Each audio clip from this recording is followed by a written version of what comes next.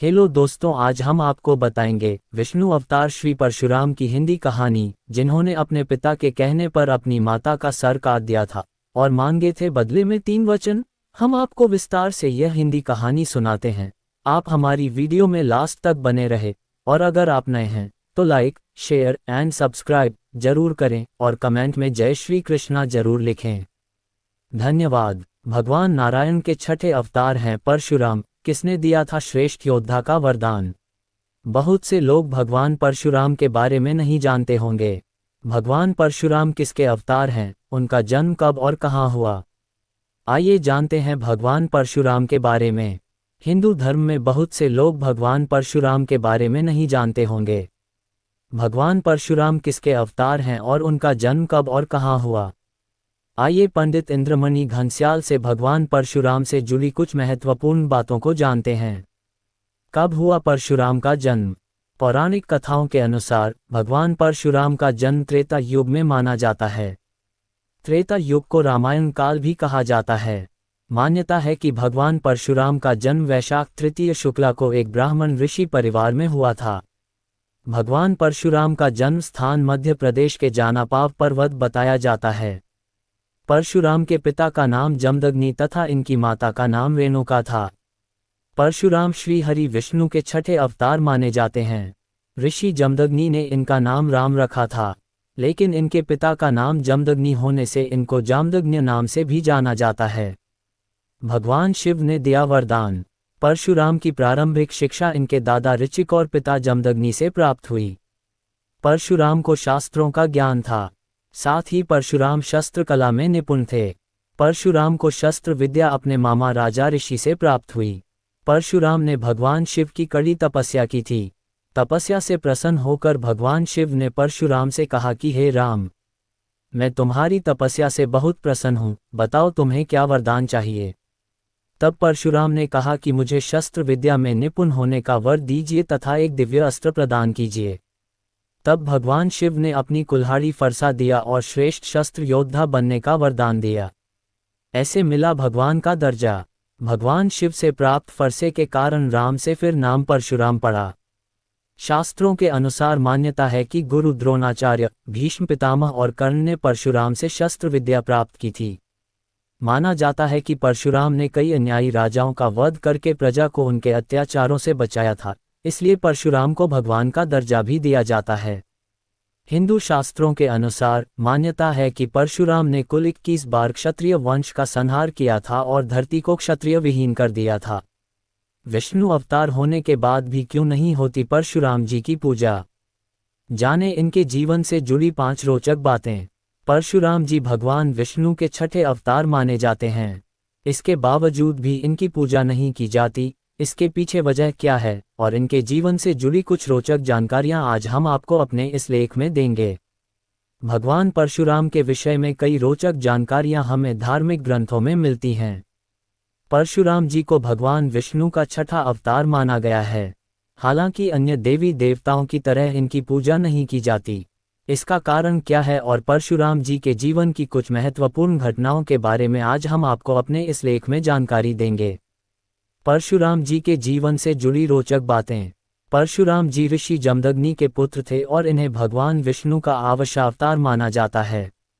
माता पिता के द्वारा इन्हें राम नाम दिया गया था, परंतु भगवान शिव द्वारा इन्हें परशु नाम का अस्त्र मिला था और इसी कारण इनका नाम परशुराम प्रचलित हुआ। परशुराम जी के गुरु स्वयं भगवान शिव हैं। वहीं विश्वामित्र और ऋचिक को भी इनका गुरु माना जाता है। भीष्म, द्रोणाचार्य और कर्ण परशुराम जी के शिष्य थे। परशुराम जी ने भगवान राम को शारंग नाम का धनुष दिया था और भगवान कृष्ण को सुदर्शन चक्र। धर्म की स्थापना के लिए उन्होंने भगवान राम और कृष्ण की सहायता की थी। पिता के आदेश से एक बार परशुराम जी ने अपनी माता का वध कर दिया था। हालांकि बाद में पिता ने उनसे खुश होकर वर मांगने को कहा तो उन्होंने माता को जीवित करने का वर मांगा। एक बार परशुराम जी जब भगवान शिव के दर्शनों के लिए जा रहे थे तो गणेश जी ने उन्हें रोक दिया। क्रोध में आकर परशुराम जी ने अपना परशु से गणेश जी पर वार कर दिया। वार के आघात से गणेश जी का एक दांत टूट गया, तभी से गणेश जी एक दंत कहलाए। परशुराम जी ने अभिमानी है वंशियों का पृथ्वी पर से 21 बार विनाश किया था। जबकि आम धारणा यह है कि परशुराम जी ने समस्त क्षत्रियों का नाश किया था। ये बात गलत है। परशुराम जी की शत्रुता हयवंशियों से ही थी। विष्णु अवतार होने पर भी क्यों नहीं होती परशुराम जी की पूजा? परशुराम जी को सप्त चिरंजीवियों में से एक माना जाता है। जबकि विष्णु भगवान के अन्य सभी अवतार पृथ्वी लोक से जा चुके हैं, इसलिए भगवान परशुराम जी की पूजा नहीं बल्कि उनका आवाहन किया जाता है। इसके साथ ही परशुराम जी भगवान विष्णु के उग्र अवतार माने गए हैं, जिनकी पूजा करने से अत्यधिक ऊर्जा आपको प्राप्त होती है। एक सामान्य प्राणी अधिक ऊर्जा को नियंत्रित नहीं कर सकता, इसलिए भी इनकी आराधना ज्यादा लोगों के द्वारा नहीं की जाती। हालांकि योग ध्यान से सिद्ध व्यक्ति आज भी परशुराम जी का आवाहन करते हैं। परशुराम जी की स्तुति और आवाहन करने से व्यक्ति के पराक्रम और साहस में वृद्धि होती है और पारलौकिक ज्ञान भक्त को प्राप्त होता है। साहसिक कार्य करने वाले लोगों के लिए परशुराम जी की आराधना करना अत्यंत शुभ फलदायी साबित हो सकता है। परशुराम ने क्यों किया था 21 बार क्षत्रियों का संहार? इसके पीछे छुपा है एक गहरा रहस्य। भगवान परशुराम को कौन नहीं जानता है? उन्हें जगत के पालनहार भगवान विष्णु का छठा अवतार माना जाता है। कहते हैं कि परशुराम ने 21 बार समस्त क्षत्रिय वंशों का संहार कर भूमि को क्षत्रिय विहीन कर दिया था। इसका उल्लेख पुराणों में भी मिलता है। लेकिन क्या आप जानते हैं कि भगवान परशुराम ने ऐसा क्यों किया था? भगवान परशुराम द्वारा 21 बार क्षत्रियों के संहार के पीछे एक रोचक कहानी है। दरअसल महिष्मती नगर के राजा सहस्त्रार्जुन क्षत्रिय समाज के हय वंश के राजा कार्तवीर्य और रानी कौशिक के पुत्र थे। सहस्त्रार्जुन का वास्तविक नाम अर्जुन था। कहते हैं कि उन्होंने भगवान दत्तात्रेय को अपनी तपस्या द्वारा प्रसन्न करके उनसे 10,000 हाथों का आशीर्वाद प्राप्त किया था। इसके बाद से ही अर्जुन का नाम सहस्त्रार्जुन पड़ा। कहा जाता है महिष्मती सम्राट सहस्त्रार्जुन अपने घमंड में चूर होकर धर्म की सभी सीमाओं को लंघ चुका था। उसके अत्याचारों से जनता त्रस्त हो चुकी थी। वेद पुराण और धार्मिक ग्रंथों को मिथ्या बताकर ब्राह्मण का अपमान करना, ऋषियों के आश्रम को नष्ट करना, उनका अकारण वध करना, प्रजा पर निरंतर अत्याचार करना, यहाँ तक कि उसने अपने मनोरंजन के लिए मदिरा के नशे में चूर होकर स्त्रियों के सतीत्व को भी नष्ट करना शुरू कर दिया था। ऐसे ही एक बार सहस्त्रार्जुन अपनी पूरी सेना के साथ जंगलों से होता हुआ जमदग्नि ऋषि के आश्रम में विश्राम करने के लिए पहुंचा। महर्षि जमदग्नि ने भी सहस्त्रार्जुन को अपने आश्रम का मेहमान समझकर खूब स्वागत सत्कार किया। कहते हैं ऋषि जमदग्नि के पास देवराज इंद्र से प्राप्त दिव्य गुणों वाली कामधेनु नामक चमत्कारी गाय थी। जमदग्नि ऋषि ने कामधेनु गाय के मदद से देखते ही देखते कुछ ही पलों में सहस्त्रार्जुन की पूरी सेना के लिए भोजन का प्रबंध कर दिया। कामधेनु गाय की ऐसी अद्भुत शक्तियों को देखकर सहस्त्रार्जुन के मन में उसे पाने की इच्छा जाग उठी। उसने ऋषि जमदग्नि से कामधेनु को मांगा, लेकिन उन्होंने ये कहकर उसे देने से इनकार कर दिया कि यह गाय ही उनके जीवन के भरण पोषण का एकमात्र जरिया है। लेकिन सहस्त्रार्जुन कहाँ मानने वाला था।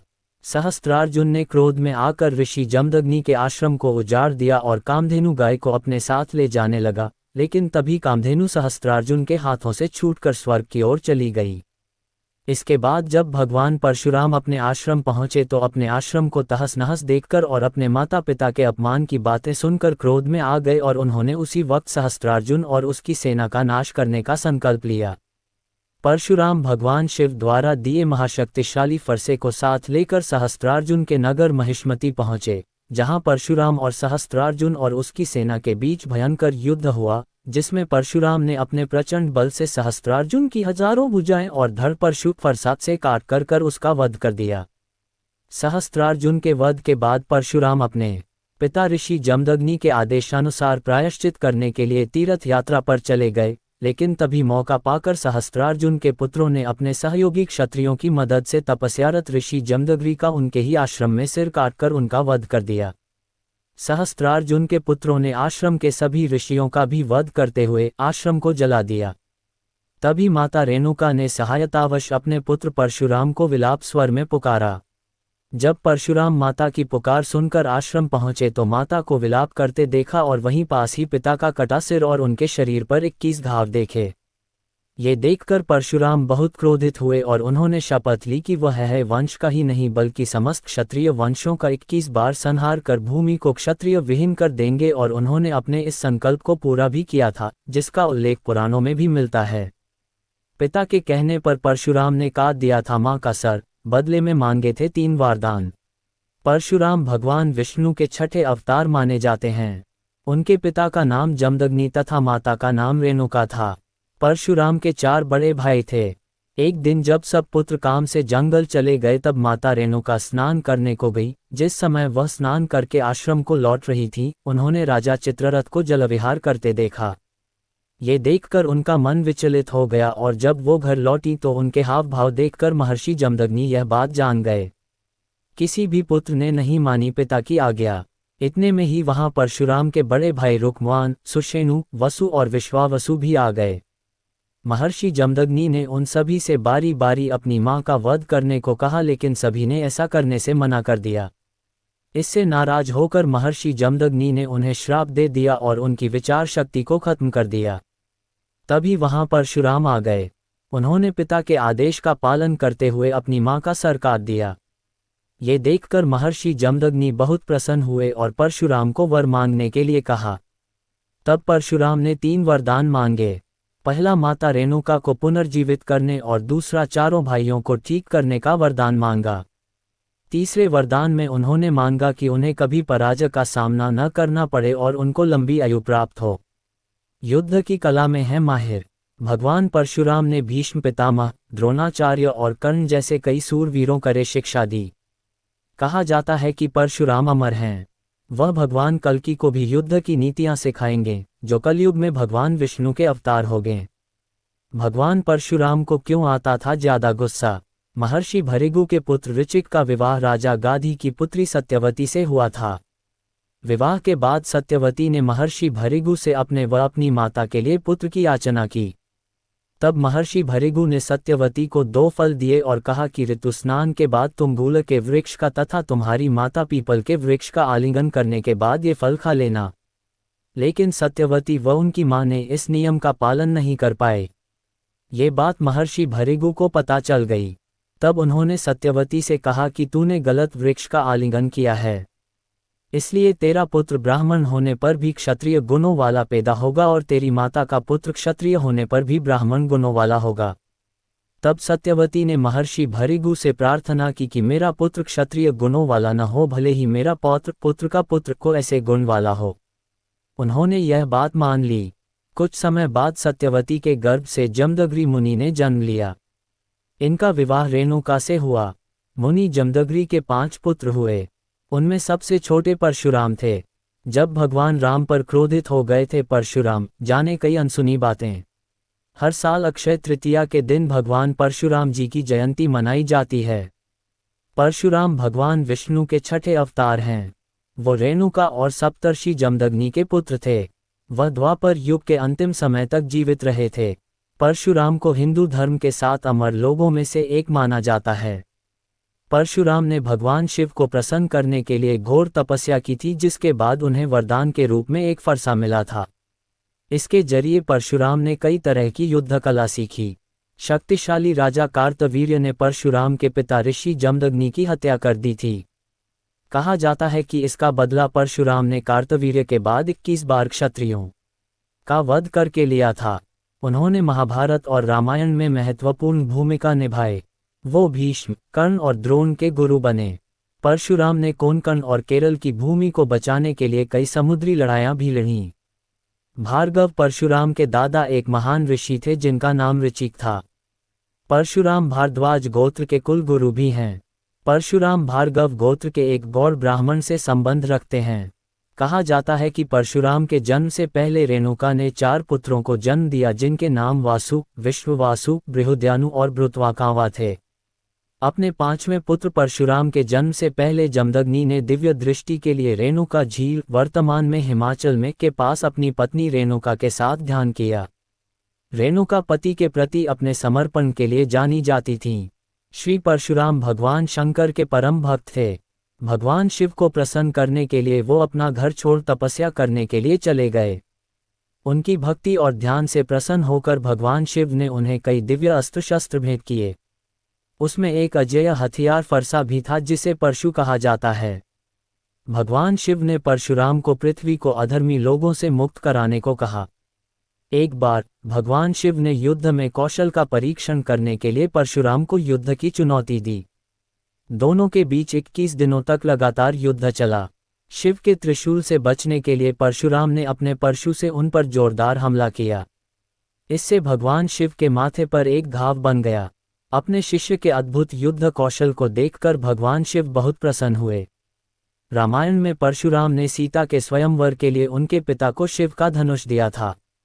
इस धनुष को उठाने वाला योग्य व्यक्ति सीता से विवाह कर सकता था। भगवान राम ने शिव के इस धनुष को उठाया था। उन्होंने धनुष पर प्रत्यंचा चढ़ाकर उसे तोड़ दिया।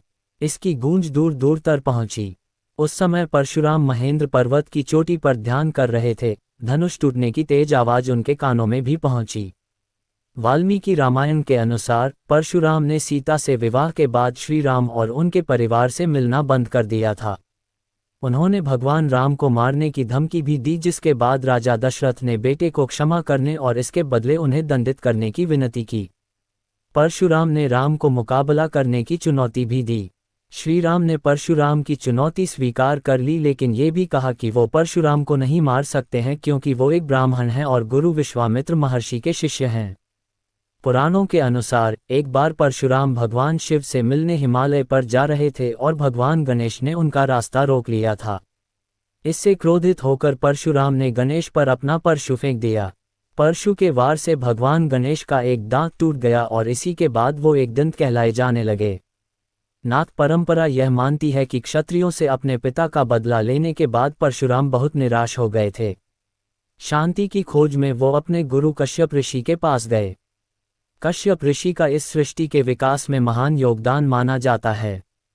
कश्यप ऋषि ने भगवान परशुराम को भगवान दत्तात्रेय की शरण में जाने की सलाह दी। इनकी बातचीत का वर्णन त्रिपुरा रहस्य नामक ग्रंथ में मिलता है। कहा जाता है कि भगवान दत्तात्रेय के मार्गदर्शन से योद्धा ऋषि परशुराम को शास्त्रों का ज्ञान हुआ। इसके बाद उन्होंने सांसारिक गतिविधियों का त्याग कर दिया। इस प्रकार उन्हें मृत्यु और पुनर्जन्म के कर्म चक्र से मुक्ति मिल गई। महाभारत में भी इस बात का जिक्र है कि क्षत्रियों के नरसंहार के बाद परशुराम खुद हताश हो गए थे और इसके बाद वो एक सन्यासी बन गए थे। योजक चिन्ह।